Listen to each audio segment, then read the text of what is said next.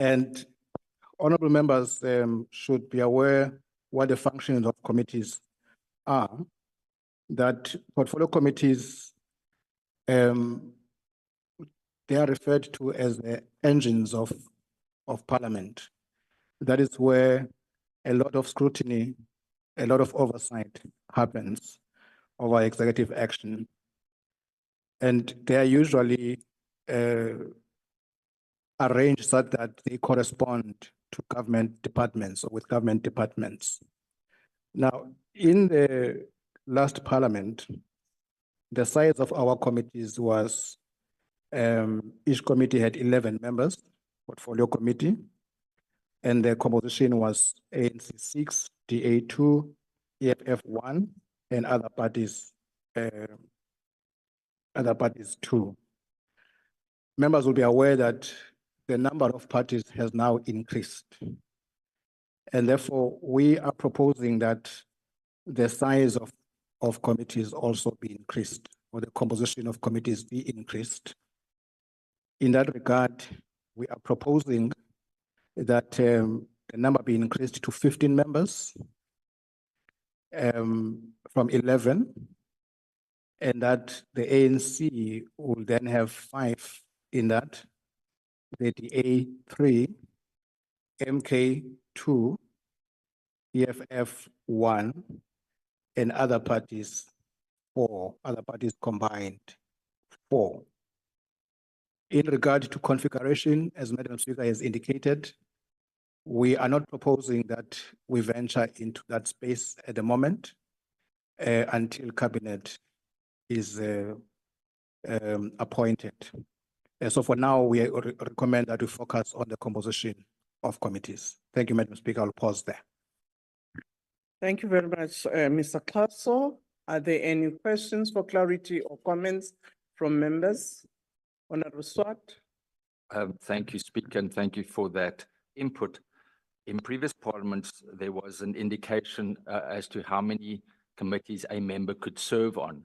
Will that convention be followed, given the fact that there are a large number of smaller parties that would need to spread themselves quite thinly? And I'd just like that to be also taken into consideration. Thank you. Thank you. Any other proposal, question for clarity or addition? There being none, I take it that we agree with the proposal.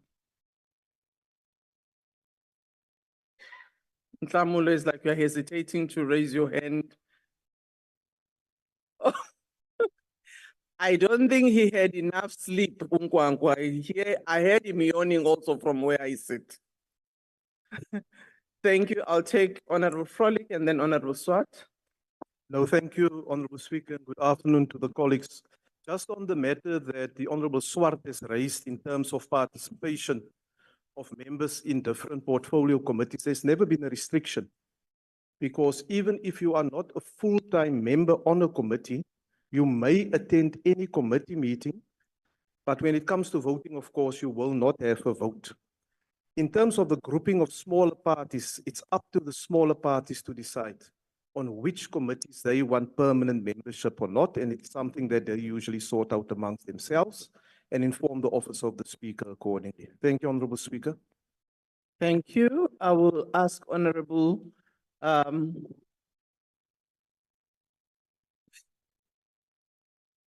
I'm trying to remember now the name.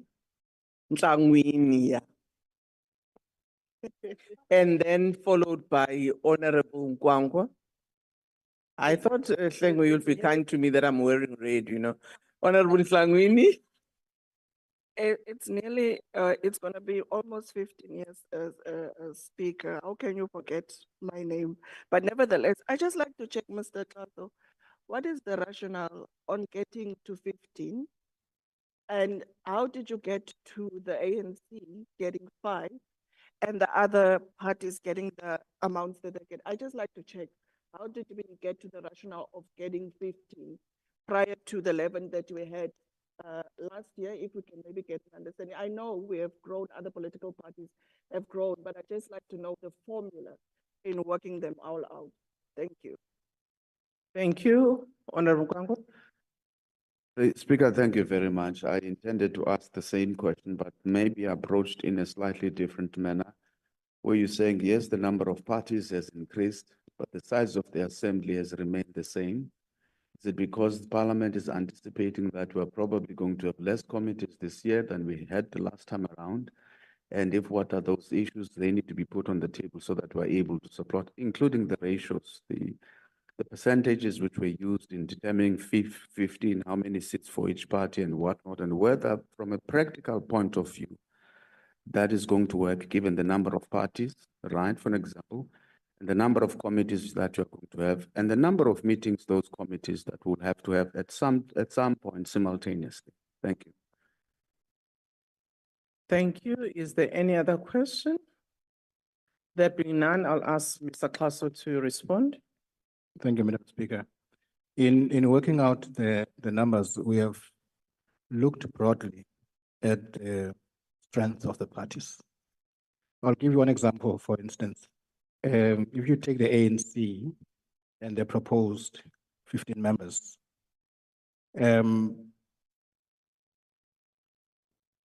what you have there is actually less than 40% of that. If it was 40%, it would be 6 members, that would be 42%. So we've more or less moved around the strength of parties, and the DA got, I think, about 22% in the elections. And that would be half of what the ANC gets. So we have attempted to place this within the numerical strength of parties. And of course, our attempt was to be accommodating in terms of the number of parties that you have. Whereas you had 2 from the smaller parties, we thought if you increased it to 4, that would work. But of course, this is a proposal. We are happy to take inputs, and we will be able to adjust and be helpful to this structure. But that is more or less what we have considered.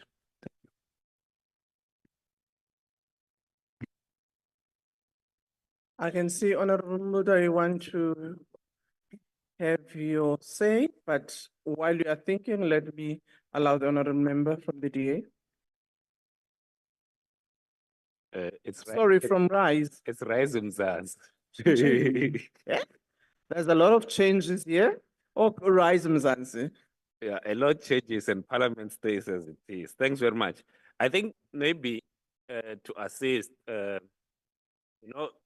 mean, if you go further down in the document, there were a number of options that are given. Because, for instance, if I'm trying to think, if the idea was to accommodate the extra parties, if we had an option of moving it to 13, because at this moment, until such time that the executive is configured, given how the elections are, you might end up with a situation wherein smaller parties are actually in the executive, which might limit their participation, given how the configuration is.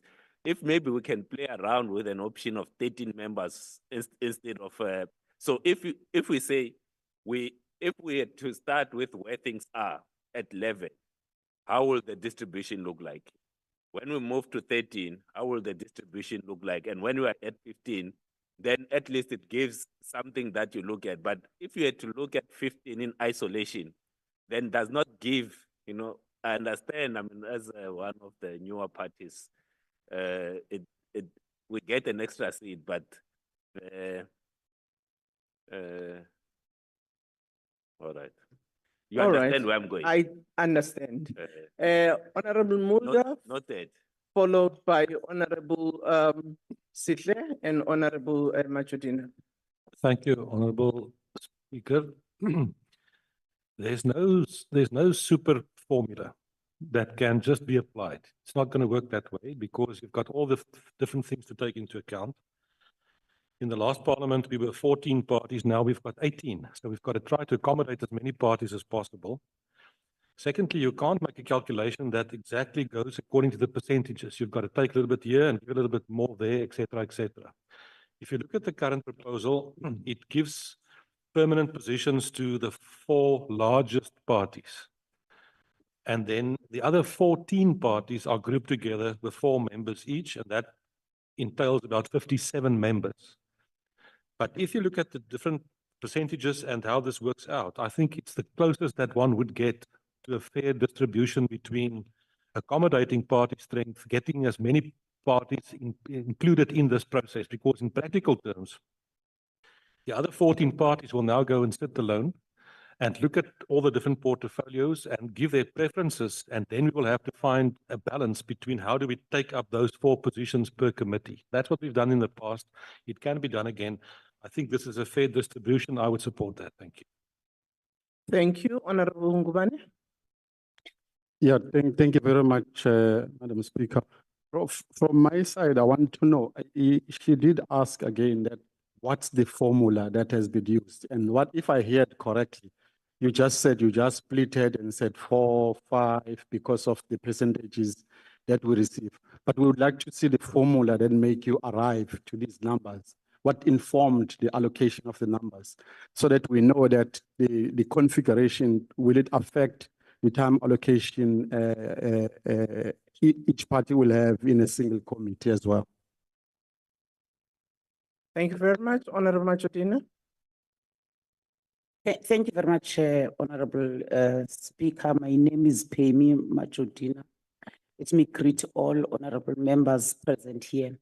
Honorable Speaker, with the explanation that Mr. Klaso has given to this meeting, I think at the moment we can be accommodative, because if we go back to 11 members, it therefore means most parties might not be accommodated in committees. For instance, if we work the allocation based on the strength of parties, the ANC is supposed to get 6 instead of 5. The 40% is supposed to be 6, not 5. But we are not making any complaint at the moment because we want to be accommodative of other parties. I think that explanation by Mr. Klaso suffices. Thank you.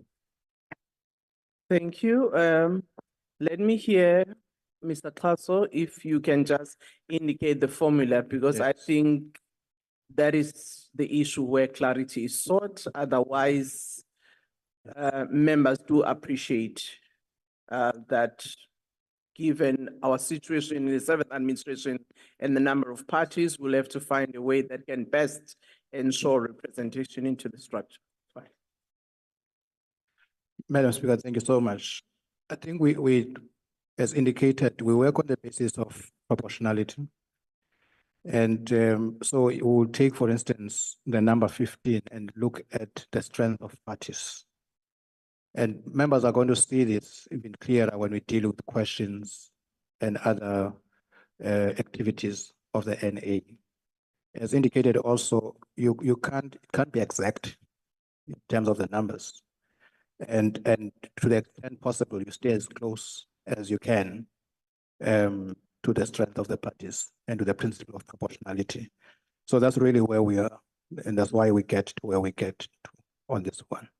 It really depends on the number that you want. If it was 30, the numbers will be different because the formula will give out different numbers there. Thank you.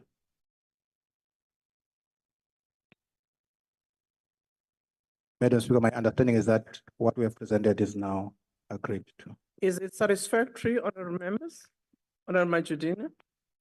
I think the other question that was asked is allocation to a committee in terms of number of members going to affect the speaking time? The response is no. There is no restricted speaking time when the committee meeting is on. Thank you. Okay, thank you very much, Honorable Nkwankwa.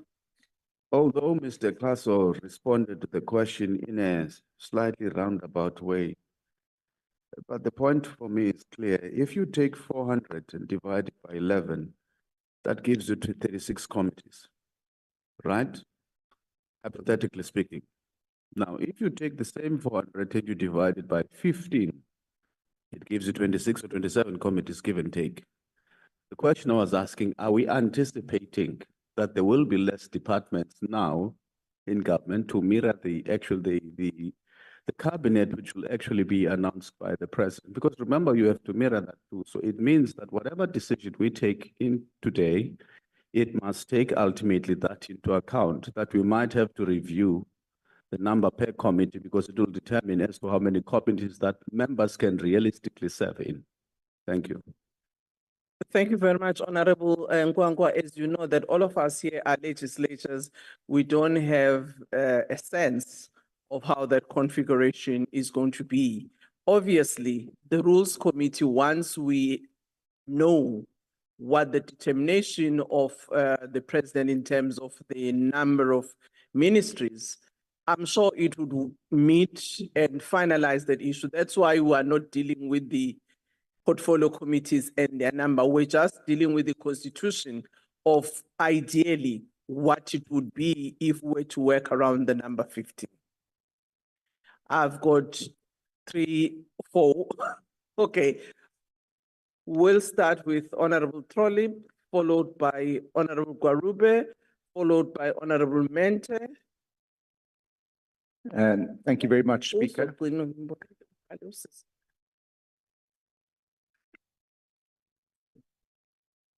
Majos. As we go, I will be able to remember almost all your names. You'll pardon me for now. So Mente, you'll be followed by Majosi, and then Honorable Nduli. Honorable, do you want? Oh, okay. Yeah. Honorable Trolley.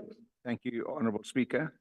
In the absence of a coherent reasoning for the formula, I think it's fun that we come up with a figure that gives smaller parties representation, and it doesn't depend on how many committees there are. It's about the composition of the committee, and it won't affect anyone because some of the smaller parties have only got 4 members per committee.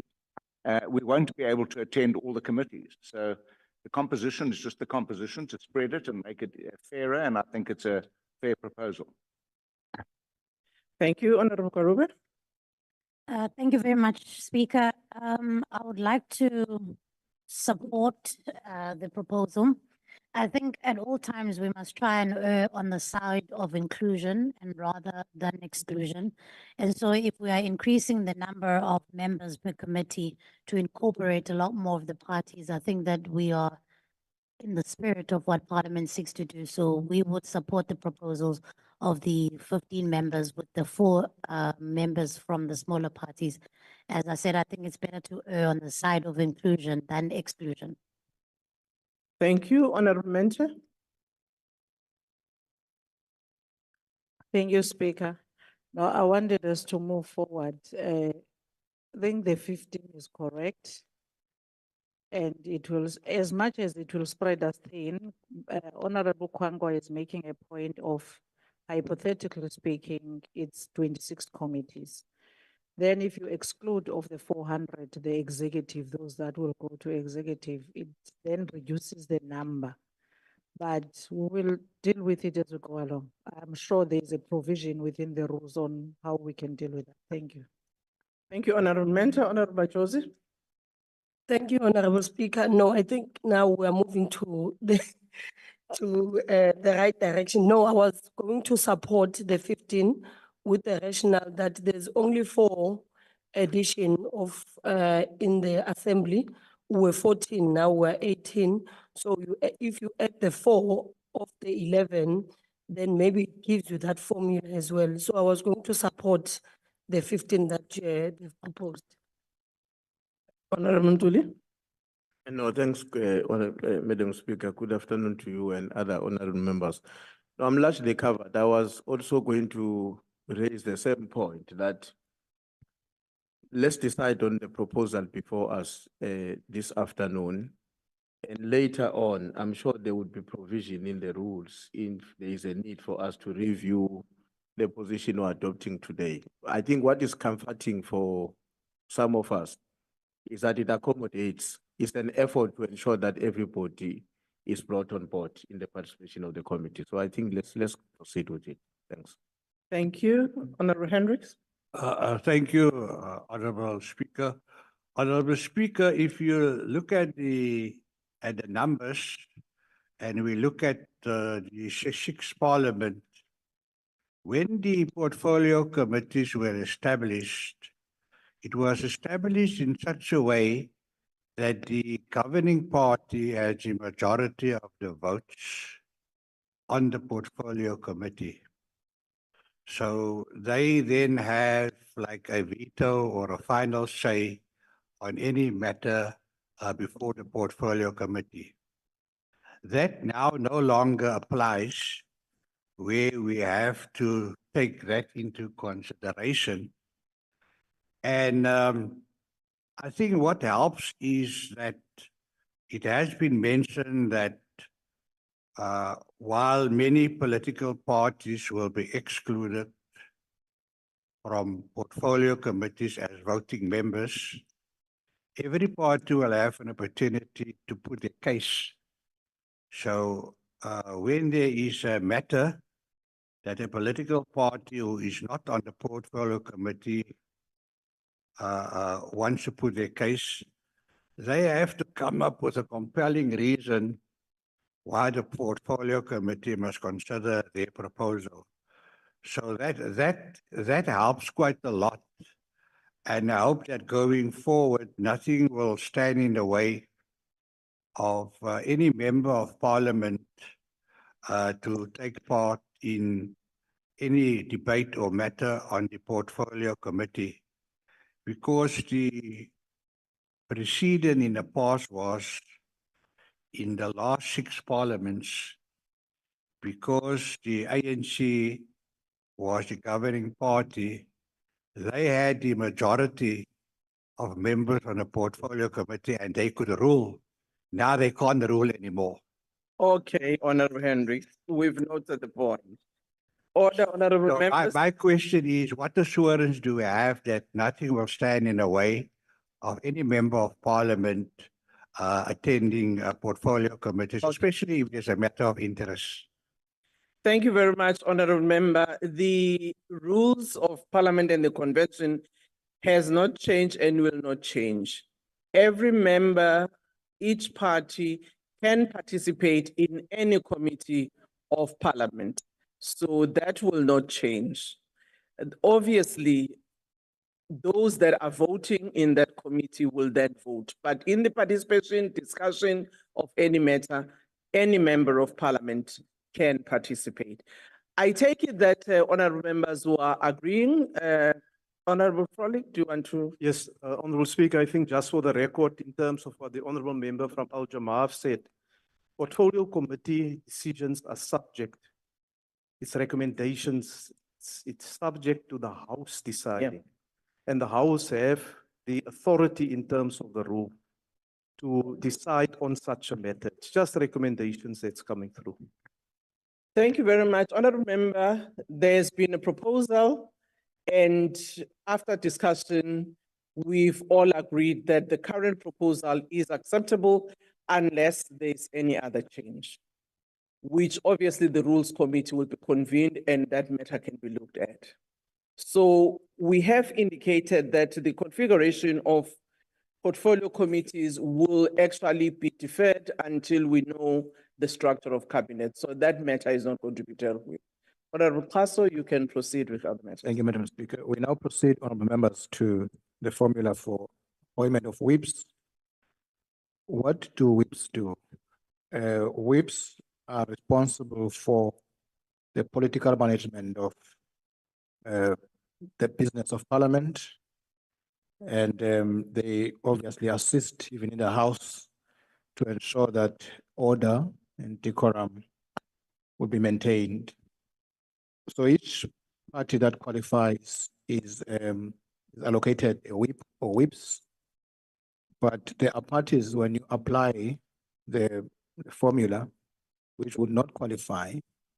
In that case, those parties are grouped together and allocated a number of whips.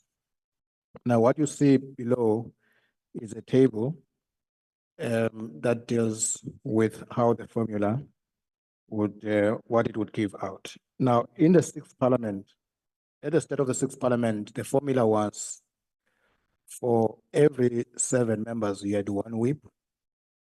And that was adjusted to every 6.5 members, you have a whip. And we are proposing 2 options this time around. The one option is that we retain what we had in the sixth parliament of 6.5 members, whip to 6.5 members, or a whip per 6 members. And if you do that, you, with 6 members, you would end up with 69 whips all in all. And that is divided or split into the numbers that you see. ANC would qualify for 27, DA 15, MK 10 whips, EFF 7, IFP 3, PA 2, FF plus 1, Action SA 1, and the other 9 members which will come from the different parties. They would qualify for 3 whips. If you went for 6.5, you would then have ANC 24, DA 13, MK 9, EFF 6, IFP 3, PA, FF plus, and Action SA 1 each. And all the other parties combined would qualify for 3 whips. Those are the 2 options, Honorable Speaker, that were placed before this meeting. Thank you. Thank you very much. I'll start with Honorable Machodina, followed by Honorable Sihle Ngubane, and Honorable Swart and Honorable Mente. Thank you very much, Honorable Speaker, in appreciating this presentation. I'm moving, Honorable Speaker, that we adopt option 1, which is 6 whips per member. Thank you. Thank you, Honorable Ngubane. Honorable Speaker, I can see that on your writing on the paper, you haven't got out of the dream of the majority party. There is no majority party there, so I don't know how you still put a majority party here. So I think we need to correct that. And then if it affects the formula here, it needs to be corrected, because you can see a way that says majority party, and you find that probably you're still accommodating it on the formula. Let's get out of that dream. There's no majority party anymore. Thank you very much, Honorable Ngubane. With respect to the definitions, whether we call majority or minority or largest or whatever, we are proposing that that will be dealt with by the task team, which will be the small team of the committee, which will then look at what other jurisdictions convene it. But as Honorable Paso had said, we looked at the numbers in terms of what the voting outcome gave a particular party the numbers, and therefore our division is based of 6 members per party gets 1 allocation. So the definition 1, we will defer. We're not avoiding it, but we're saying it's going to be a matter that the small committee of the rules would look at based on what other jurisdictions in other countries deal with such issues of definition. But if I may ask, are you fine with the proposal as it stands based on the numbers? I'm very fine, Honorable Member. I'm very fine. Thank you. Okay, okay, Mbovu. Honorable Swart. I support. Order. I support the first option, 6 members. Thank you, Chair. Thank you. Honorable Mente. Ndiyabona bonke sihamba kakuhle umoya mnye. Option 1. Do I have any other? Honorable Hendricks? Yeah, I've just done the calculation. 6 times 3 is 18. And that gives the smaller parties 3 whips. Yes. There is another one hanging in the air. And I think that it will be much fairer if they get 4 because it's already difficult to get a whip from another party to represent your party and maybe 2 other parties. To soften the blow, seeing that there is still one in the air, is it possible to consider increasing the number of whips for smaller parties to 4? Honorable members, the presentation of a proposal has been made. It has got support from the parties that have made representation. There is an issue that is raised by Honorable Hendricks that maybe we'll consider to have an addition of 1 party for smaller parties. Honorable Trolley, followed by Honorable Hlagude. Honorable Speaker, I'd hate to be the first person to speak against the entrance of a small party because we're a small party. But what we're using here is a formula. And if you use a formula, you must apply the formula. Already the change of formula from 1 to 6.5 to 1 to 6 means that there are 8 more whips, which has a remuneration impact on the budget of Parliament. And if you want to change the formula to larger than that, what will happen is that the bigger parties will get more whips. The smaller parties will not get more whips. So if you start meddling with the formula to cater for the smaller parties, what will happen is the bigger parties will get more. Are you covered, Honorable Hlagude? Thanks, Honorable Speaker. I've been covered by Honorable Trollip. This formula is used to be inclusive of all smaller parties. If they don't want to be included, I it's don't think fine, that we was can the go view. with it. But we are a multi-party parliament. That's why this formula is used. Thanks. Okay. Covered or? Thank you very much, Speaker. I'm covered. I just wanted to say that the way we started in appreciating the inclusiveness to smaller parties was very good. And the temptation from Honorable Hendricks to abuse it. Well, I he must just wouldn't withdraw it. suggest that we use such strong terminology. Let's just accept that the proposal has not been accepted. The proposed formula has been supported by many parties and we agreed to that. Agreed. Option 1. Option 1 is accepted in terms of the proposal for whippery. Can we move to the next? Madam Speaker, item? we now move to questions. We'll try to simplify what we have written here, which are in the Word document. Basically, there are 2 types of questions in Parliament. You have oral questions, you then have written questions. Oral questions are taken broadly on a weekly basis when the program allows on Wednesdays. You take questions to ministers, questions to the Deputy President, questions to the President as well. You also have a mechanism of questions for written reply. That one is not confined to specific days. You can ask those questions at any time when the program of the House indicates as such. So what you do, the time allocated for questions is 3 hours. And so what we are proposing is that you create opportunities to ask questions in a 3-hour session. And in this instance, we are proposing that 17 opportunities be created to ask questions. What we have also done is to group parties that would otherwise not qualify to ask questions. So if we were to just go to the formula, next, yes. And also just to indicate this is a formula we use, even with committees we used this formula here for parties to indicate how many opportunities a party has.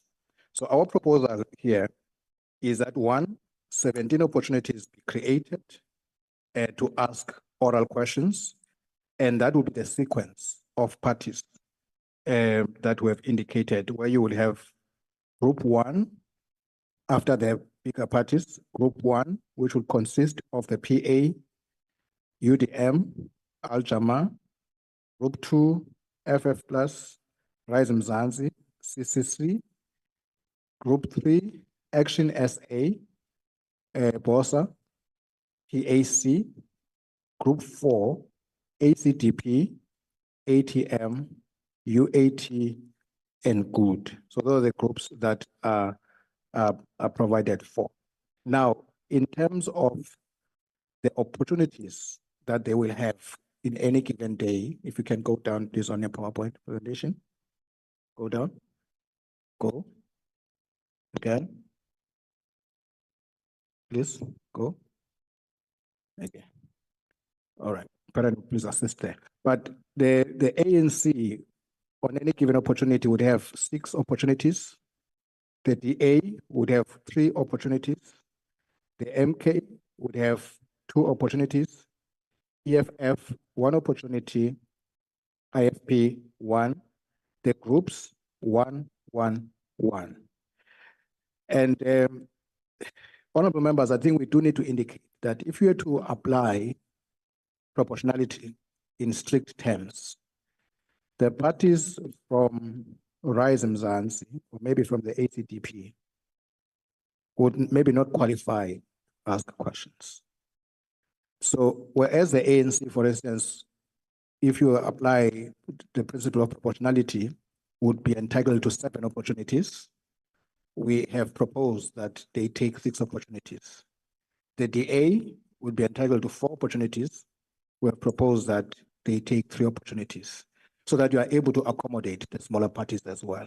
So in essence, we are proposing 17 opportunities on a Wednesday or during a question day with these lots that are given to the parties as we have presented in our document and in the presentation that you have there. Thank you, Madam Speaker. Thank you very much, Mr. Castle. Here is the proposal.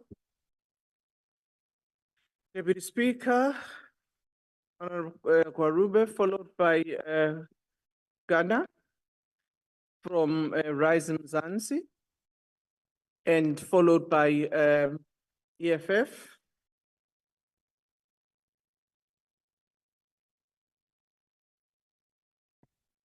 Speaker, I think it's perhaps just important that Mr. Castle also explains where the 17 comes from in terms of the 3 hours available. Thank you. Okay, maybe before we proceed, if you can just clarify the 17. Yes. Madam Speaker, I think we should say that in any given question session, you take 12 to 13 questions in a 3-hour session. But there will be instances, they sometimes are rare, that you could take up to 17 opportunities, questions. And that is why we're creating up to 17.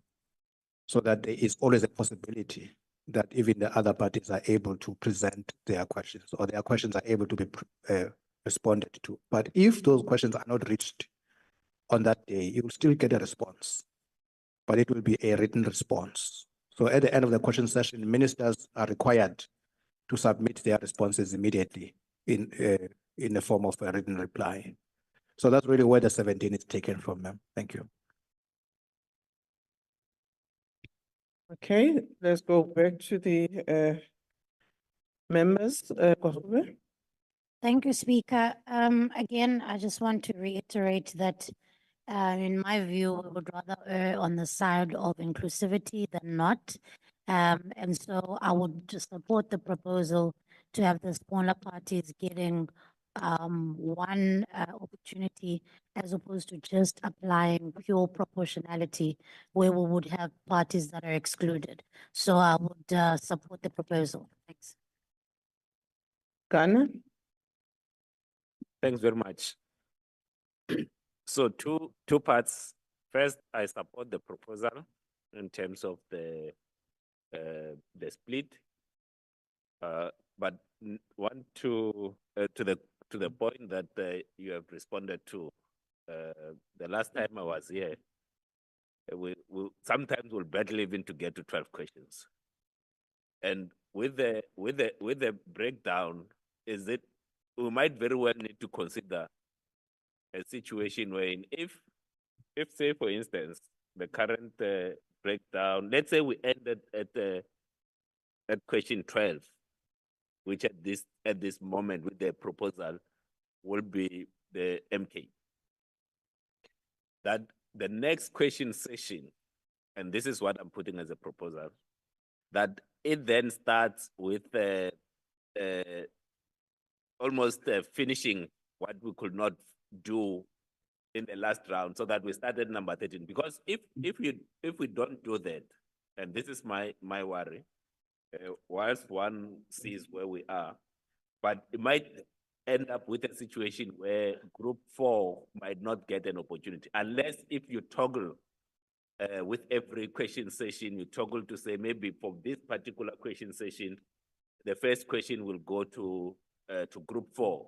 Because if group 4 will always get the last one, we might not get there. So just an understanding in terms of that toggling that will allow for everyone to have an opportunity with every sitting or question session, so that you don't have those ones that are below 10, because you will know even getting to 10, and the option might very well be to either extend from 3 hours to 4 hours, and then you know that you get to 17, or to then toggle it up in a way that allows everyone a fair opportunity, that at least in a two weekly question session, then they can ask a question. Because whilst I take the point around the minister response, sometimes the important aspect is not in the first response, because that you could always get with a written question. It's in the follow-up questions. All right. Yes, that's what I'm proposing. Okay. Thanks. But I accept the generosity of the ones that receive. Let's say the formula. Honorable Kalipi? No, thank you very much, Speaker. Speaker, I think that since we have more political parties, as other colleagues are saying, that the small parties must also be accommodated, given opportunities. We must also increase 3 hours. Yeah, it's not going to work. We have more political parties now, but still confined under 3 hours. I think we must agree as this rules committee that no, we must increase at least 4 hours in order for us to do our work satisfactory. Thank you, Chair. Thank you. Honorable Ngubane? Yeah, Honorable Speaker, I know we're still on the sequence of question. My question was related to the written question. I don't know why. Can I ask, because we're dealing with all questions. Oh, okay. Honorable Class indicated in the beginning that written questions, there is no limit. Yeah. Any member of parliament from any party can write as many questions to the ministers. So there is no limit on that one. This one is the oral questions that happen in the House. Okay. On the written question, what's the status of the written question if they have not been responded to as prescribed in the rules? Because we've noted that on a disturbing pattern of written questions in the past, taking time to be replied to. Okay, Majosi? No, thank you, Speaker. I think I would agree with the issue of time, since we have 18 representations of parties. Maybe because usually on the day of questions, we start at 3. Maybe we can just start at 2 so that we meet 6 o'clock. It allows that an hour, so that what Honorable Ghana said, then other parties are able also to be accommodated, because it's simple to put it as a formula on paper, but in practicality, when you look at it, it won't, there are parties that will not even get an opportunity to be asking questions and being responded to. So I think maybe as we are saying that we are being inclusive, let us maybe think about time as well, since there's more parties. Thank you, Honorable Makubela, Honorable Dagude and Duli, and Mkalipi again, or Mente, and then Swart. Thank you, Speaker. Well, 180 minutes is not such a bad idea, but I would want to suggest that we take the suggestion of 4 hours to the sub-rules committee. Because at the end of the day, all questions which are on the question paper get an opportunity to be responded to. It does not only end at the oral reply, but they do get written responses, so they will get their responses. Thank you. Dagude.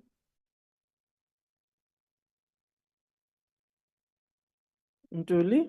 No, thanks so much, Madam Speaker. I support the suggestion, given the fact that Mr. Kaso was saying there were rare moments where the numbers could be accommodated to 17. I don't think from where we are in a position to go into detail about determining that today. I would propose that the small committee must help us to deal with the detail, take into account those considerations and the proposal that has been made by the honorable member. Honorable Mente, or you giving it over to Mkalipi? No, thank you, Speaker. Yeah, Speaker, in the same spirit of the proposal of 4 hours is another question, maybe Kaso can clarify it, that we have one opportunity, which also the IFP has one opportunity. IFP is not even half of the EFF. And we can't have same opportunities. We can have one opportunity during question session. Thank you. Thank you, Honorable Swart and Honorable Trolip. Yes, thank you, Speaker. It would depend on whether the subcommittee decides on 4 hours or not, because as presently formulated, where we as the ACDP are together with ATM, UAT and Good 17th question, we will never get to ask follow-up questions, in my experience. We never get to question 17, unless it is then the groups are rotated. Group 1, where we are group 4 now, next time around, we become group 1, and otherwise, we would never get to ask a follow-up question. And I like, and that was the issue my colleague raised. So subject to the amount of questions being for 4 hours, that would cover up to 17. Otherwise, we can't support this. Thank you, Chair. Thank you, Honorable Trolip. Honorable Speaker, I would be very loath to have this matter go and be buried in the Rules Subcommittee, because the essence of an oral question is to be able to ask a follow-up. If you leave it the way it is, even with 4 hours, in my experience, you won't get to 17. So some political parties will be relegated to only ever asking written questions, because essentially your oral question becomes a written question. You never get to put an oral question. So the technicality can be discussed at the Sub-Rules Committee, but they must understand that we want the time increased to 4 hours. We've come here to work, and 4 hours in our parliamentary program is not a big ask. We've come to work, and then they must work it out, and we have no problem with toggling the members, the smaller parties that are grouped, 1, 2, 3, 4, 4, 3, 2, 1, and no problem with that. But please not bury it in the Sub-Rules Committee where they come back and say, no, look, we've got 3 hours, and the smaller parties, you can just have written questions. That won't be acceptable. Honorable Mkalipi. But Speaker, with an experience that we have, we never struggle that much of having all questions covered in a session. It's rare moment whereby the ministers, maybe they're not available and so on. But our experience sitting here, we know very well, we're doing very well. What we need to address in this role, Speaker, is the quality of answers from the ministers. That is the elephant in the room. Because the minister will just stand up and say, this is a new question. And then the Speaker and the chairs said, no, member, the minister have answered. You have given the opportunity, now is the time for the minister. That's what we must also resolve when we're dealing with these rules, the quality of the answers from the ministers. But not if there is a crisis in terms of finishing the session in time, we do. It's very rare occasionally if those ministers are not in the house or what. Thank you, Chair. Thank you, Honorable Gubane. Gubane, followed by Hlaguta. Okay, thank you, Honorable Speaker. Regarding the questions and the entitlement, are we saying that the DA will be passing motions and asking questions to its own self, taking into consideration, Honorable Speaker, the upcoming GNU? I don't know whether we're considering that as well with the entitlement and all those stuff. Gubane, I can see me ngale. When I let's just address these matters. All the honorable members, I take it in good spirit that there are matters, as Honorable Gubane said, and also had raised earlier, that the subcommittee on rules will have to relook at them, given the new session that the situation we're faced with. What does it mean with the configuration of government, depending on how it shapes up? What does that do in terms of definitions, in terms of how we structure the questions and all of those? But at the moment, all of those would be hypothetical, really, because we're not yet there. But I think what we are dealing with here now is, all things being equal, this is the formula that is being proposed, and now we've arrived at it. And I didn't hear that there were concerns except the EFF raising the issue of the opportunity, whether they have the same as the IFP. That was one issue that was raised in that configuration. Otherwise, what all members are saying is we would not have a problem with increasing the time to 4 hours. I didn't hear any dissenting voice. The smaller parties, from those who have spoken amongst them, they are proposing that maybe the rotational amongst them, be allowed. I didn't also hear any opposition to that.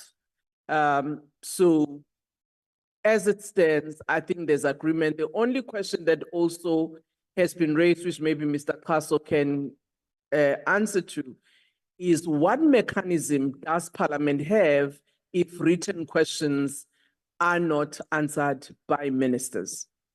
The other issue which Honorable Kalipi is raising is that we do need to have an engagement with the executive, that the quality of answers that get given to questions raised by members is actually substantive in order to allow for accountability. So if members would allow me, can I just ask Kaso to respond to the issue of the written questions? What currently is the convention by Parliament where ministers may not be answering questions? What does Parliament do? And the second one on the number between IFP and the EFF. I think those were the two, unless there are other new issues that members would want or raise. Honorable Mulder, Honorable Ntuli, and Honorable Kwakube. Chairperson, maybe it was mentioned and I didn't listen. The question of 4 hours would practically mean from 3 to 7 and not from 2 to 6. Unless the executive changes their program, because I remember in the past, we couldn't start before 3 o'clock because the executives got their own interactions. It cannot be announced before 3 o'clock. Okay, Honorable Ntuli. No, Madam Speaker, I don't know if I heard you very well. I don't think we're agreeing now on the rotation. My view was that let's subject the rotation to the process we've agreed upon of the small committee. If it comes back and says the best way to manage or to implement our own decision the way we want it would be the rotation, I think we should deal with it at that time. Thank you. I think Honorable Ntuli, Mr. Kaso will also respond to that. But what I understood from the smaller parties, and I will need guidance, they were not saying the rotation affecting everybody else, but it was within those groupings of smaller parties to say if on Wednesday this week it was group one, next week group two becomes the one that start, or group four becomes the one that start, and you rotate it in that way. So it wasn't going to be affecting the other parties necessarily. Honorable Zintlangwini Mkhaliphi, Mtlangwini, and then Kubani. Thank you, Speaker. I think we shouldn't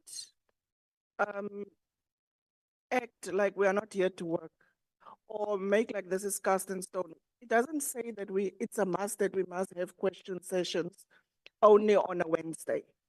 So my proposal, maybe perhaps if we're saying the time doesn't allow us, why don't we have question sessions 2 days per week to accommodate everyone? Because it's not cast in stone. We can take that decision. There's nobody holding a gun to our heads to say you can only have question sessions only on a Wednesday and no other days or 2 days per week. So let us not put ourselves all the time as Parliament in a box. Let's leave those things off. This is the convention. Let's change the narrative and we are here to work. Thank you, Honorable Ngubane, and then Kwakube, and then Ghana. Okay, thanks. Thank you, Honorable Speaker. I keep on hearing when there is a question that needs to be corrected later somewhere. I hear you, Speaker, keep on referring to, we'll go back to the task team or subcommittee rules to go sort that one out. We will need to know as well on that, what's the term of reference of those things that we refer there, and who sits there, so that we know when we don't discuss things here and we're referring to something else called the task team or sub rules committee. We need to know who sits there, what's the term of reference and all that stuff. Okay, we'll come to it, Honorable Ngubane. Honorable Kwakube. Thank you, Speaker. Just two things. I'm sure Mr. Klasa will cover it, but the subcommittee of the Rules Committee comes from this body and reports to this body, and all its decisions are then taken by this body. So the subcommittee doesn't make its decisions in a closed room. So I don't think there's any danger in saying certain things that need to be thrashed out can go to a subcommittee that can meet on a more regular basis and that can thrash out a lot more detail. The second thing is I want to support the issue that was raised by Honorable Mkhaliphi on the quality of the responses that are given by the executive. And I'm not suggesting that that is something that needs to be dealt with here in this document, but I would just like to place it on the record that perhaps it is something that the subcommittee needs to look at. More than engaging the executive and saying, please do better, I think we need to come up with our own standard of what satisfies a satisfactory response. Because I remember in the past term, there were times where a presiding officer would basically say, even if a minister said blah, blah, blah, blah, blah, just because they said something, it suffices as a response. And then that would be referred to the rules, and then we would never get a response. So I would like to place that, please, on the record, that in the rules committee, the subcommittee of the rules, look into the matter of how do we set at least a basic standard of what is a satisfactory response. Thank you, Honorable Ghana. Thank very much, Madam Speaker. So I take the proposals. You have captured part of the proposal that I had made in terms of moving around. But what I was also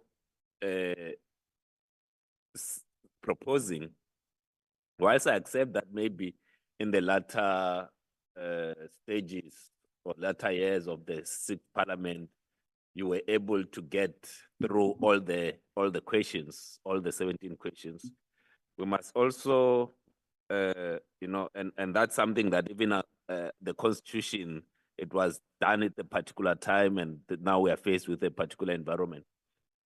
My second proposal was that in an event, unlikely, let's say if we accept what Honorable Mkhaliphi was saying, that we will get through all the questions. But if in an event we don't get through all the questions in terms of the oral responses, if we finish at number 14 for this week's question time, then for next week's question time, number 15 becomes number 1.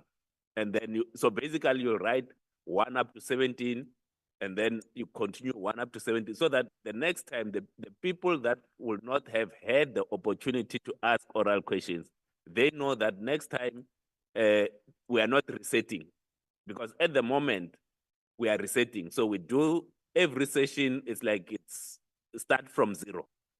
And I'm proposing that we take it as a continuous. So if we finish all the questions, then we're finished, we are done.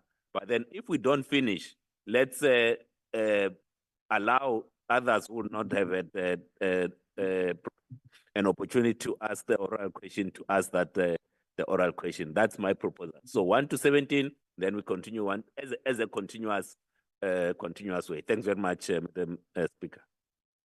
Thank you, Honorable Dlagud, and then I will give Honorable Kaso, and I'll summarize at the end. Thank you very much, Honorable Speaker. I thought we have passed that stage by agreeing the rotational part of it. So if this matter is not conclusive, I would suggest that it goes back to the subcommittee on rules, because that's where matters of this nature are being processed. So can we refer it to that subcommittee, Honorable Speaker? Thanks. Thank you, Honorable Kaso. Thank you, Madam Speaker. Madam Speaker, Rule 137, Sub-Rule 9 says the sequence of questions on the question paper rotates without interruption for the duration of an annual session, according to the order in which members of the respective parties may put questions, such order being determined by the Rules Committee from time to time. So to answer Honorable Ghana, that is the practice currently. That is the rule that you continue. So you don't restart the process. Secondly, a question was asked about what if members don't respond to ministers, don't respond to written questions. The rule, I won't read it, but it's Rule 146, Sub-Rule 1, provides that if a question for written reply has not been responded to within the allocated time, which is 10 days, and there's an extension of another 10 days, the member concerned may ask that that question be placed for oral reply. So you have an opportunity for that question to be converted. Madam Speaker, I think those are the two issues. The issue raised by the EFF, the opportunity. I think at the start of my presentation, I did say that in terms of this formula, if the bigger parties did not donate time to the other parties, there are parties that would not qualify to ask questions. So in this regard, the ANC, the DA, the EFF, think because the EFF is 1.7, so you could round it off to 2. And the ANC 6.8, the DA is 3.7. So those opportunities have gone to the smaller parties. And that's really why you then have 1 there. And then, Madam Speaker, the issue of the time, if the time for questions is changed, that would need to go, that is a rules review issue because the time is embedded in the rules. So that would need to go to that subcommittee. Thank you, ma'am. Thank you. Honorable members, I think we have passed on this question. The EFF will still want to further engage on the opportunity, but I think the clarity has been given by Honorable Secretary of the NA, how we've arrived at it. But just to say, Honorable Ngubane, the subcommittee that I was referring to is the subcommittee of this committee, and we will indicate how that is composed. So what it does If the matters have not been concluded and they require further investigation or deliberation, it will go to that committee. But the committee will then come back and recommend to this committee for final decision. So in itself, it does not take decisions.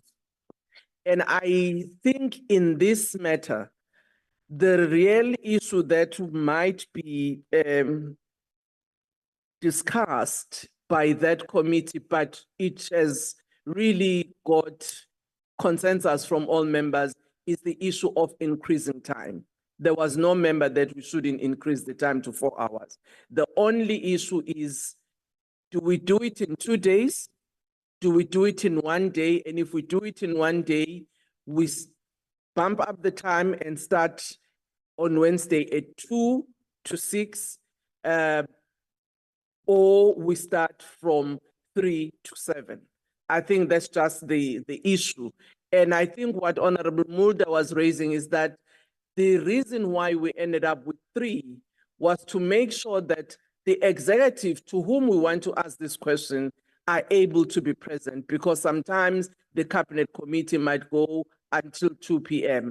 or slightly after 2. So the 3 o'clock was to accommodate that eventuality, because at the end of the day, we don't ask the questions to ourselves as the legislature, we ask it from the executive. So in that case, I think the time might be 3 o'clock to 7, if we accept that. Or what Honorable Mhlangwini was saying, that shouldn't we maybe look at another time in the week, so that you remain with 3 to 6 and maybe 1 hour in the other day. That, I think, it's what we're saying, maybe the subcommittee on rules can then deliberate on. But the issue of increasing time to 4, I did not see it as any challenge from any other member of the parties. There was consensus around that. Honorable Kwarube and to Honorable Mentor. Speaker, I'm happy for the matter to be deliberated in the subcommittee, and just perhaps for the further discussion there. One of the things we can also look at is, in order to fit in more questions, is to look at reducing the time for ministers to respond to certain questions. The questions themselves are not meant to be highly technical, and so they could be reduced from 4 minutes to less time, 3 minutes or 2 minutes. It makes the ministers more concise and they can answer the questions, and we can still have them here from 3 o'clock or whenever the time is. But I think it can be something that the Rules Committee can make a recommendation on. Thank you, Honorable Mentor. Thank you very much, Speaker. There's 2 issues. One, on the matter of the quality of responses, that has to, we must agree that it must be dealt with. Why? We cannot make a determination in the House when a member says, my question was on why or what, and a person says, no, it doesn't really matter. You are asked a question, you didn't respond. So then the mechanism in the House, in the previous parliament and other parliaments, was that whichever member is not satisfied with the quality of an answer must write to the Rules Committee and whatnot. We need to deal with that. It is not serving a purpose of all of us being here if we're not going to get quality answers. Then number 2 is on the conversion of an unanswered question during question session. The reason why we asked follow-up questions is to test the standard and the quality of an answer that was responded on the day. So if you convert my question into a written reply because it was not answered, you are answering only me, but there's no opportunity to further investigate and interrogate that answer by other parties. You will get that question and that is it. The other opportunity to interrogate it means me asking another question on another question session opportunity in interrogation of that, which is now not getting us anywhere. We'll utilize 2 months because clusters are many. That cluster will come 2 months down the line. and I would have forgotten. So the purpose of other people following up is to assist each other in getting to the bottom of whatever question was asked. Thank you. Thank you very much. The subcommittee on rules have got their work cut out. So they'll have to deliberate on these matters that members are putting forward that needs to be looked into. The quality of the answers, whether in terms of the rules, we would want to have some further elaboration on how that is dealt with. The issue of the follow-ups, how do we deal with that in the context of unanswered questions on the day? With that, honorable members, can I ask Mr. Kaso to move? On the member statements, really the sequence is still the same. So I would rather we move on the issue of executive statements. Thank you, Madam Speaker. I'm happy with that. We now move to executive statements, honorable members. This is an opportunity for the executive to make statements on matters of government policy or executive action. And following that moment, there is an opportunity for parties to respond, one member per party, to respond to a statement. We are proposing a time allocation for that purpose, for parties to respond to statements. So if you may go to the options. Option 1, we're proposing 66 minutes be allocated for party responses to statements. And that is how it would be like. Your ANC 8, DA 6. I won't go through all the times, but the minimum is 3 minutes that you would get there. And of course, ministers have 20 minutes for their statements. So they would use 15 minutes for the actual statement and 3 minutes to respond to the inputs by the parties. The other option is 68 minutes that we create there as reflected in the document. So honorable members, that is those are the proposals that we are placing before yourselves for consideration. Thank you.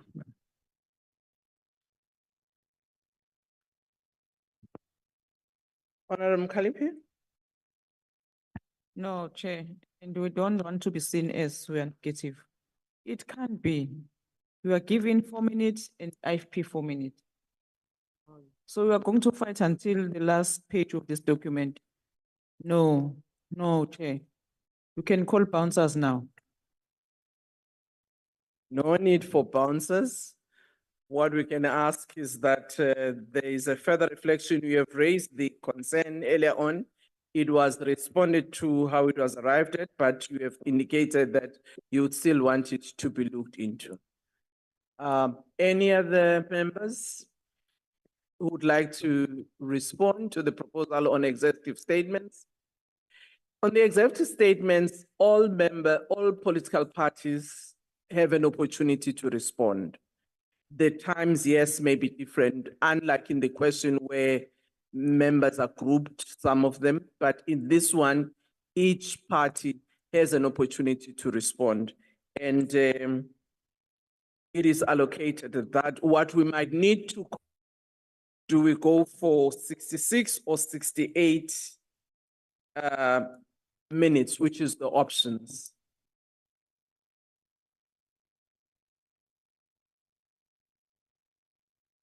Honorable members, do we go for 66 minutes or do we go for 68? Honorable Mkhaliphi, the issue of your minutes, I've noted that it will be reflected upon, but are we, Tlangwini?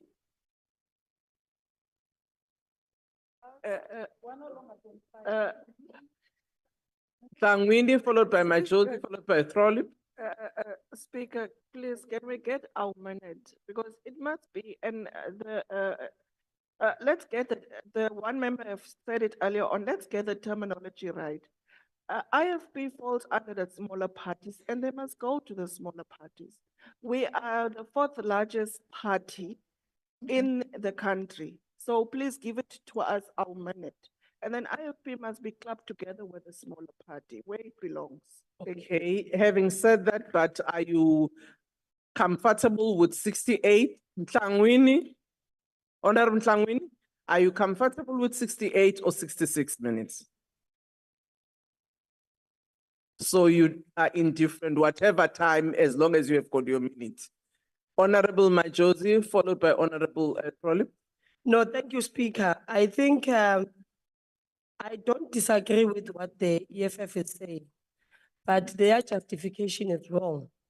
Because there are other parties that they don't, they are not in the similar amounts with when it comes to. But all other parties, which means the PA, because it has 9 members. Freedom Fund Plus has 6. So the PA will come and say, we have 9 members.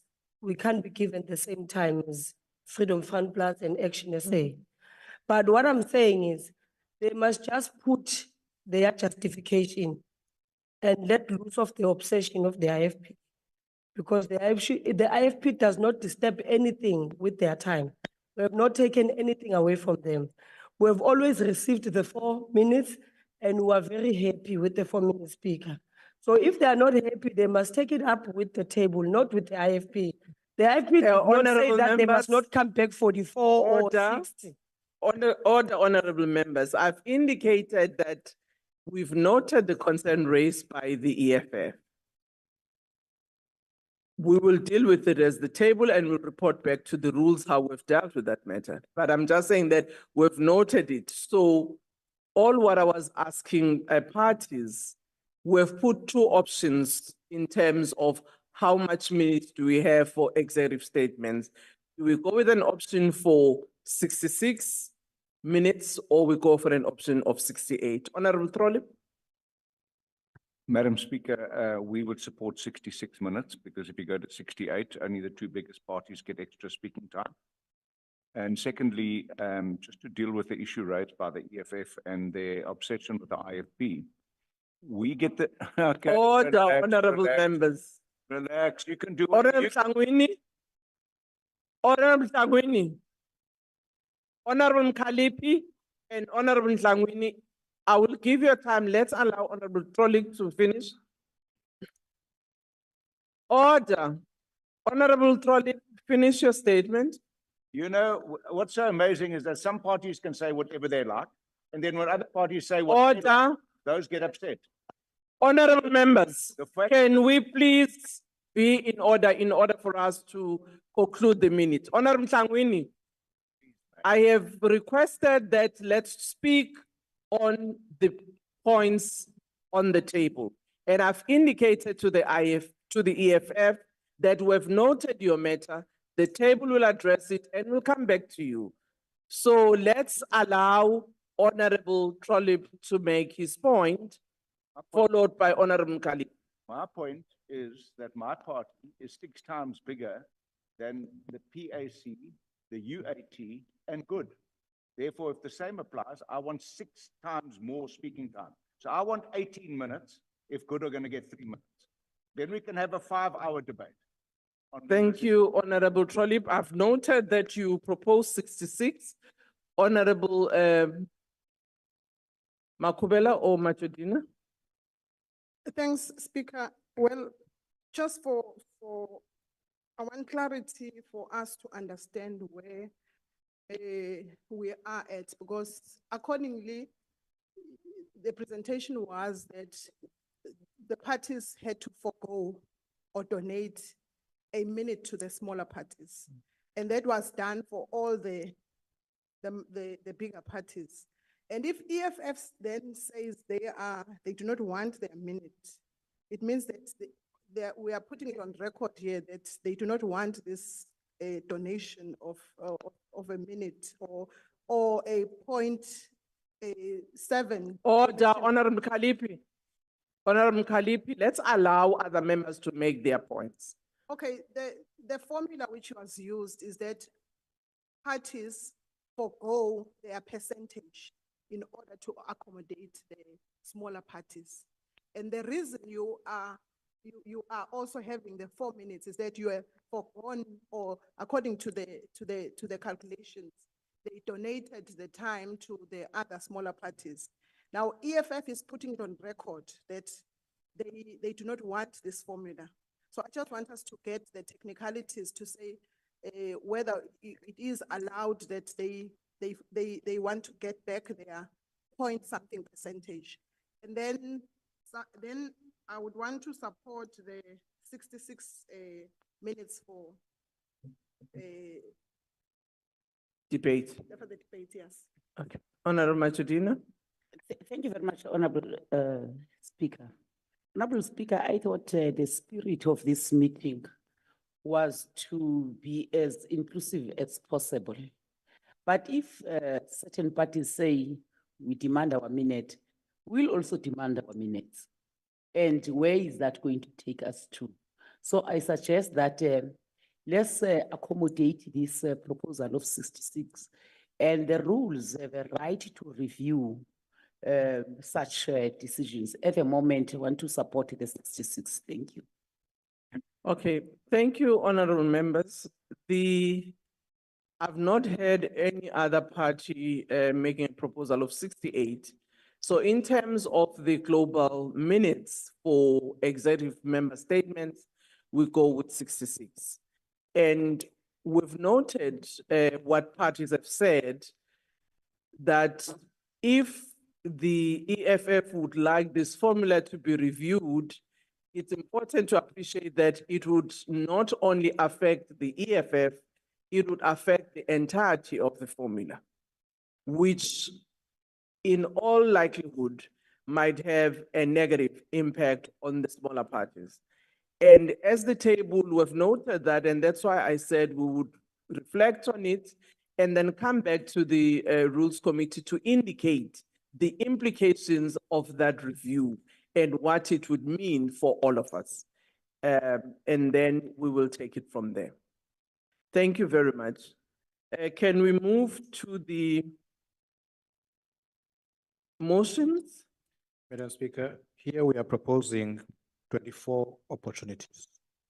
What is this about? This is about members giving notices of motion to say that I move that on the next sitting day, the House discuss the matter, the issue of water. Just give that as an example. So those are called notices of motion. And there is a rotational process for those notices to be debated in mini plenaries largely. And there's also an opportunity for motions without notice. These are draft resolutions where members would like the House to take decisions on particular matters. Usually or ideally, they should not be controversial issues, should be issues that the House can easily agree to. So on particular days, opportunities are created for both motions without notice and notices of motion. Previously, we had 23 opportunities. We are proposing that 24 opportunities be created for that purpose in terms of the order and the sequence that we have proposed here. Thank you, Madam Speaker. Thank you very much. Mr. Klaso, honorable members, here is a proposal. What to you, NEC? Thank you very much, Speaker. I accept that the proportionality in all these things that we have already talked about has been applied.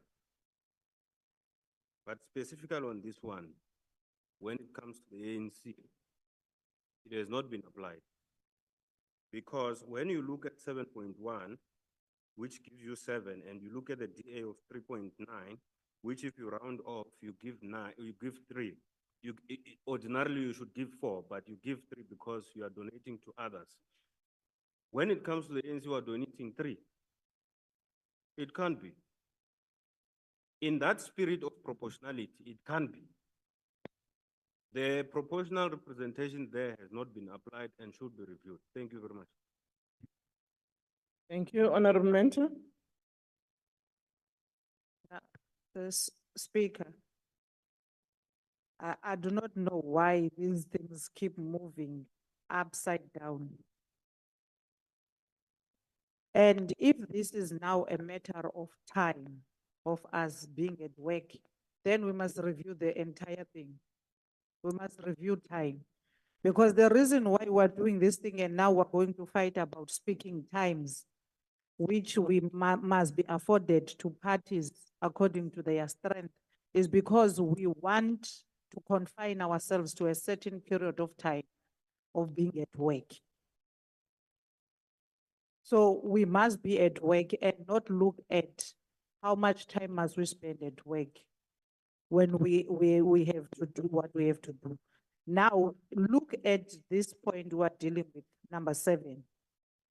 You may think that this is something that is small, it doesn't really matter, people don't care about it. It does mean something. And it doesn't necessarily mean that there is a donation to anyone. Everyone must present their motion. 18 parties, that's what the constituencies out there said we must be. They said we must be 18. We came, we calculated, we became 18. And therefore 18 parties must present those motions on the day. But to then say the EFF now is a smaller party, that's not in line with anything. It's really not in line with anything. I do not know what kind of a calculation that became. And if it means it must affect everyone must go up, then everyone must go up, no problem. We'll work. But one thing we're not going to accept is one opportunity. No, thank you. Any other party? Ghana? Thanks very much. So I was going to move that we accept, and one understands that maybe the other parties might feel that they are hard done by with 24 opportunities. That maybe they will want to have 30 opportunities. If we have 30 opportunities, then everyone gets their according to the ratio that they have. If that works out to an extra 15 minutes, it should be fine. But I think the spirit of inclusiveness, I thought that's what we were moving with. So it might very well be that we look at increasing the opportunities there from 24, so that there's not a lot of debates. No, I've sacrificed 3, so I sacrifice 3 so that I get 1, and then good gets 1, UAT gets 1. If no one sacrifices, then ourselves will not get to speak. But I propose, Madam Speaker, that we move the opportunities from 24 to 30, and then everyone gets their share. ANC will get 7, the DA will get 4, MK will get 3, EFF will get 2, everyone else gets 1. That's what I propose. Honorable members, can I make a proposal? That what we do, we allow the table, NA table, with the subcommittee on the rules to look at, because what is an issue is not necessarily the formula. However, what members are concerned about is that this formula keeps on changing as you deal with the global time, which then either reduces the time in which parties have to speak and close back on their strength. So the option that I would like to propose is that we ask the NA table to tell us that if you classically use the strength of the parties on all of these, what will be the time configuration? And then we look at whether or not in the programming, will that require us to change the time of the sitting of the House? And then we then look at it. So the options will be classic configuration using the strength of parties and the proposals that have been made today. And I'm sure the Wipari tomorrow can have some tunadering when they look at both. And then we deal with it and finalize. Because every time we'll go to the declaration of votes, the same issue may arise. We go to the other one, the same issue may arise. What I was then going to suggest is if you agree with me in the proposal I'm making, what we deal with now is the configuration of the subcommittee on review of rules. We deal with the programming committee, and then we defer the issue of the times to parties, to the NA table, reporting to the review committee, and then back to the rules committee. Honorable Majorina. Yes, Honorable Speaker, I support your proposal because if you look at this sequencing of motion, if you look at the ANC 7.1, given 4, really it is unfair. So I don't want to come and argue it now here. We are going to deal with that in the subcommittee because others they've been better off 3.9 DA to 3. But 7.1 ANC to 4, it is not fair. Thank you. And this wouldn't be alone business. That is why, order, honorable members, that's why I'm making the proposal. Can we move to the constitution of the Committee on Rules Review? And then we will deal with the programming committee as well. And we bring the issue to a close because the issue of terminology, as I said earlier, on the majority or an opposition, that is another matter that the review committee must deal with. Mr. Clausen? Madam Speaker, thank you so much. So my understanding is that both this one and declarations of vote, we just need more consultation. And with your permission, ma'am, we can even use the Chief Whip's Forum tomorrow for that consultation. We'll be ready with proposals. Now we're getting to the House committees, honorable members. We are dealing with 3 House committees here. The first one being the Rules Committee itself. We are proposing that because of the new configuration of the NA, the composition of this committee itself must go to the subcommittee on the review of rules to review. So that is the first request we are making. We have suggested a possible rule amendment, but we are proposing that it not be dealt with now, but in the subcommittee. Secondly, we are proposing for agreement now in this meeting, the composition of the subcommittee on the review of rules, which will attend to these matters that need review. And our proposal, our proposal is that we have a committee of 9. We're moving from a committee of 8. We had a committee of 8 before. We are proposing a committee of 9. It's this committee, its decisions are really taken by consensus. It's a substructure of the Rules Committee, so it reports to the Rules Committee. Those members who are looking at the Word version is page 12.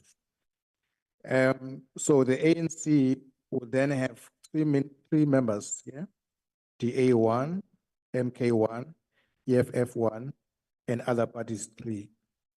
Again, the principle that any member may attend and participate in a meeting applies even in this structure, review of rules.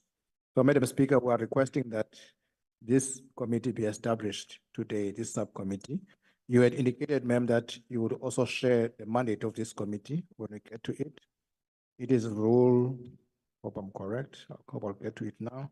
Should be rule 200, yes. The subcommittee may make recommendations to the Rules Committee regarding the proceedings, procedures, rules, orders, and practices of the Assembly, and the development, formulation, or adoption of policy on matters mentioned in sub-rule 1, and perform any other function and exercise any other power assigned to it by the Rules Committee. So those are the powers of this subcommittee on the review of rules. That is our proposal on this one. Should I complete the presentation, ma'am, or pause here? No, let's pause there. There is a proposal for the subcommittee on rules. And as it have been said, that subcommittee reports to the Rules Committee. Majosi? No, thank you, Speaker. Firstly, I would like to know, because I can see that in the sixth parliament, it had 8 members of the subcommittee of rules, and now it's increased to 9 only. Did you consider the fact that even if you would have smaller parties, but now they've increased, it's no longer the 14, it's 18. If you are giving only 3 to other parties, have you thought about it in terms of maybe making it maybe 11 instead of 9? What is the rationale of the 9 when you had 8 members of the subcommittee of rules, when you had 14 parties? But now you have 18 parties, you are only increasing it with 1. My proposal is that we maybe go to 11 so that we allow for the other parties at least to have 5 representations instead of 3. Because now there's more parties and, but the number that it's here is less. Okay, Honorable Kwahobe, Speaker. Honorable Ghana, and Honorable is it Majodina or Frolic? Frolic, okay.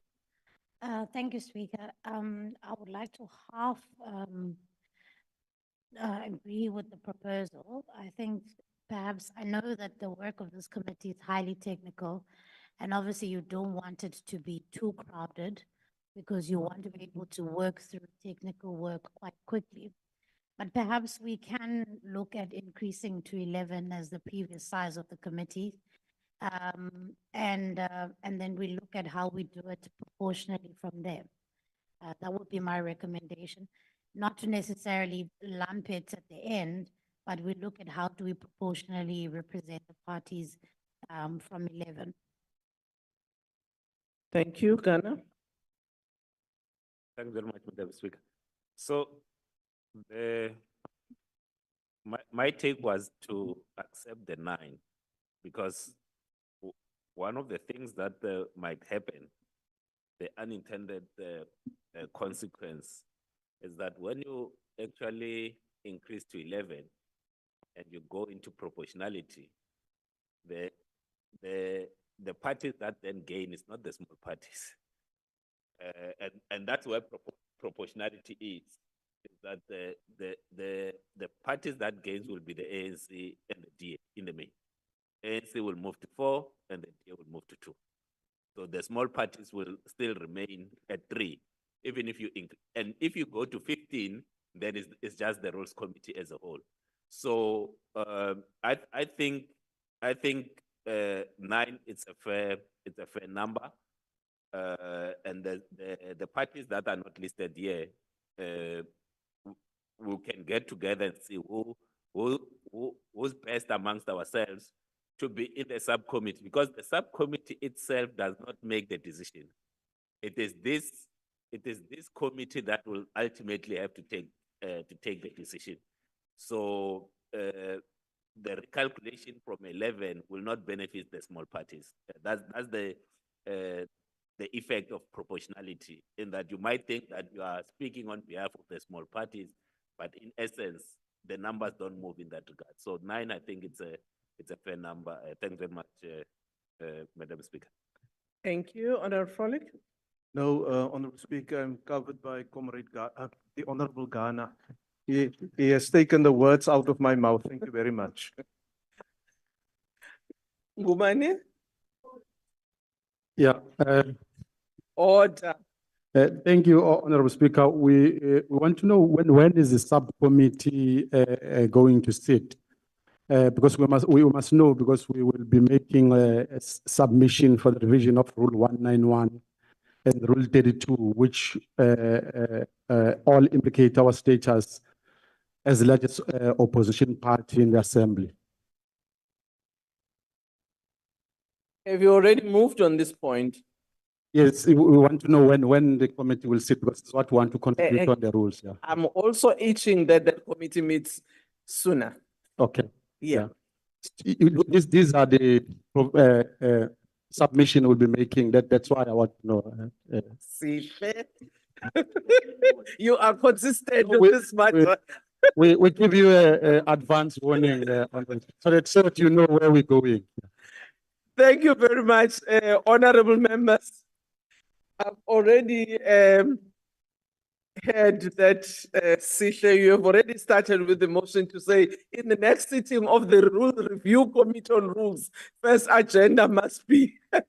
Okay, honorable members, can I really persuade all of you that let's agree on 9. As Honorable Ghana has indicated, it does not follow that if we increase to a number 11 or 15, it will increase the number of smaller parties. I think fairly, this committee, its task is to do the work, to come back to the Rules Committee with whatever recommendations that they've decided. And I would really plead Honorable Majosi and Honorable Kwahube that we agree on the 9. Yes, Honorable Majosi? No, thanks, Honorable Speaker. I think I don't have a problem if we all agree on the 9 members, but I would want to be answered. Because in the 6th Parliament, you gave ANC 3, DA 1, EFF 1, IFP 1, Freedom Fund plus 1, and then you said other parties. But here you are only accommodative of 4. That is why I was asking what was the rationale behind it? So that I do understand, because in the 6th Parliament, you gave 5. But here you are saying 4, and then you are saying other parties. Okay. Honorable Kwahube? I'm happy to support the proposal of 9, Speaker. Thank you. Thank you, Honorable Klaso. If you can just indicate why not 5-4? Thank you, ma'am. Honorable members will notice that previously other parties was 1 from Majosi. Other parties were allocated 1. Now they are allocated 3. So the intention is to accommodate even those other parties that are not accommodated here. Unless the honorable member was. I don't think you did understand me, Mr. Kaso. I'm saying in the 6th Parliament, you had allocation of 5 parties, and then you said other parties, which means you were giving them 1. This time you are allocating only 4 parties, and then you've got 3 for other parties. That is why I'm asking what was the rationale behind of not using that formula of 5 and other parties. How did you come to that? That is what I'm asking. Thank you very much, Chair. Maybe in the spirit of inclusivity and harmony, let's just say the ANC 3, DA 1, MK 1, EFF 1, IFP 1, and 2 on the others. We leave it there. Maybe it will resolve this situation we are finding ourselves. In that way, you would have consistency from the 6th Parliament on having 5, and now you are having 5 and say other parties, instead of reducing to 4. Because the rationale that she is raising is there, that more parties are there. You had 8, but now you are having 9, but you reduce the allocation of parties that are considered large. Thank you very much. Honorable Ghana? So I think if we know what has changed. So this what has changed is that there's no, let's call it, no party got 50% of the vote. That has got an implications in terms of the, now you have more smaller parties than we had in the last parliament. So if you try to accommodate them, and if you take the ratios, you'll start realizing that they are a lot more than they were last time. And that's why you'll have, even when you talk of the whips, you have more parties sharing whips than they were in the last round. So if we take that, it does not, what it effectively means, what you are proposing, is that the 12 other parties, the 12 other, or the 13 other parties have to share 2 seats. But then now we've got 14 parties that shares 3 seats. It's a higher ratio than if it's 12 parties sharing 2 seats. I know sometimes when you look at it and say, all right, then Freedom Front Plus might very well come and say, we had 1 in the last time, let's get 1. And then everyone else that's left, which is the 11, now will have to share 1. It's not the right way of arguing when you deal with proportionality and the number side.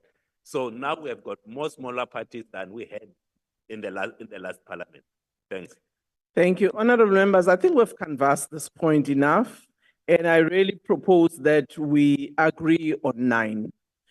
If at any particular point we would want to relook at the matter, I will ask that the committee that deals with the work of the rules will then relook at the matter and come back to us. But for now, in order for us to constitute a structure, let's agree on the 9. Can we move on the composition of the programming committee? Thank you, Madam Speaker.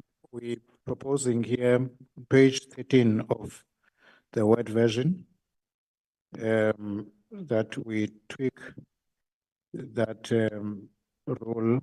The ANC, it was the chief whip of the majority party, programming whip, deputy chief whip of the majority party. And we're proposing here that in addition to what you have in Rule 206A to G, ANC would have 1 more, and then you then have chief whip of the opposition and 2 other members of the DA, MK2, EFF2, and other parties represented in the assembly, 1 each. Basically, this committee consists of all the parties that are represented in the assembly. Everyone is represented, but you had to also take into account that you now have the MK as well, followed by the EFF. Thank you, Madam Speaker. We are proposing that this be agreed to. Thank you very much. There is the proposal that has been tabled in terms of the composition of the programming committee. But as indicated earlier, Honorable Ngumane had said we would need the subcommittee on rules will have to canvass this matter of the majority party, the opposition party, which might have an effect of the way in which we have conceived the programming committee. But as of now, before that work has concluded, do we agree with the proposal?